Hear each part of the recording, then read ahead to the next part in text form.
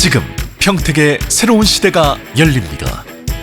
문화로 하나 되며 평화로 하나 되며 대한민국에서 가장 빠르게 도약하는 도시 평택.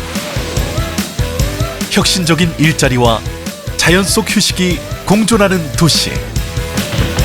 행복한 도시, 건강한 도시. 평택이 희망찬 미래를 열어갑니다.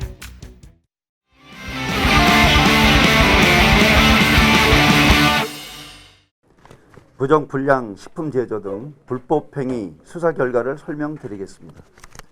먼저 수사 개요입니다.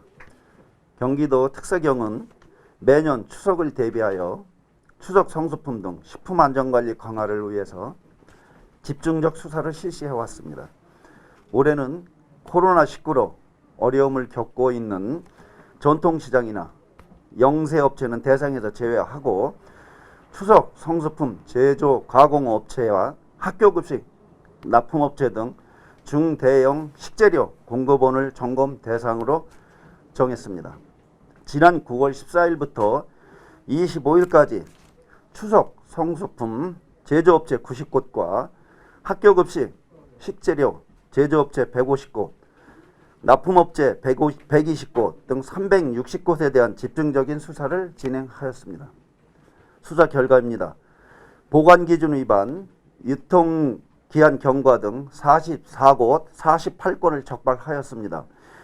위반 유형으로는 냉동제품을 냉장실에 보관하는 등 보관온도를 지키지 않는 경우 5건에 약 19.5톤, 유통기한이 경과된 제품을 보관한 경우 11건에 약 3톤, 자가품질 검사를 실시하지 않은 경우 11건, 원료 수불 서류, 생산일지 등을 작성하지 않은 경우가 11건, 미신고 영업 등 영업신고를 제대로 하지 않은 경우가 9건, 그 다음에 이제 중국산 고춧가루를 국내산 등으로 그 원산지를 위반해서 표시한 경우가 1건이 되겠습니다.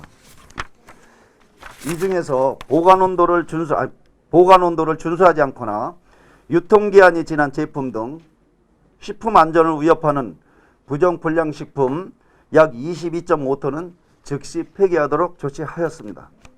주요 사례입니다. 주요 사례는 그 차트를 보면서 설명을 좀 드리도록 하겠습니다. 첫 번째 사례입니다. 첫 번째 사례는 떡을 만드는 제조업체인 기업업체는 그 유통기한이 최대 15개월 경과한 제품을 냉동 보관하다가 적발된 사례가 되겠습니다. 그 수량은 송편 약 5종에 약 1톤 정도가 되겠습니다. 이 경우에는 3년 이하의 징역 또는 3천만 원 이하의 벌금에 처하게 됩니다. 다음은 두 번째 사례가 되겠습니다. 두 번째 사례는 돈가스를 만드는 니은 제조업체가 되겠습니다. 이 업체 역시 유통기한을 최대한 8개월 그 경과한 제품을 냉동 보관하다가 적발된 업체가 되겠습니다. 내용은 돈, 등심 등 축산물 5종 약 1.8톤을 냉동 보관하다 적발되었습니다. 이 경우에도 3년 이하의 징역 또는 5천만 원 이하의 벌금에 처하게 됩니다. 다음은 사례 3번이 되겠습니다. 음료를 만드는 디귿 업체는 냉동 원료인 그 과일 농축액을 적정 온도 18도씨 이하로 보관을 해야 되는데 당시 측정했을 때는 8도씨가 됐습니다. 그래서 냉동 원료를 냉장 보관하다가 적발된 사례가 되겠습니다. 이 경우에는 5년 이하의 징역 또는 5천만 원 이하의 벌금에 처하게 됩니다.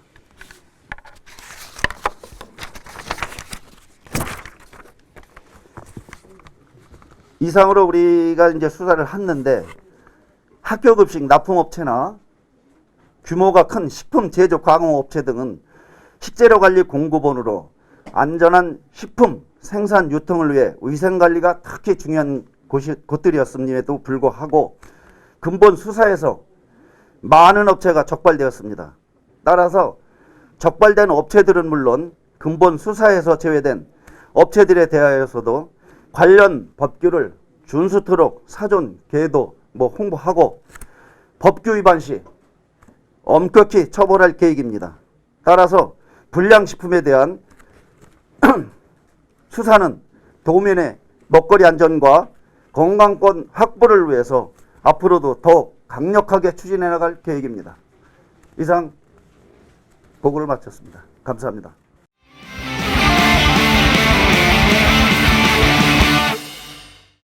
지금 평택의 새로운 시대가 열립니다.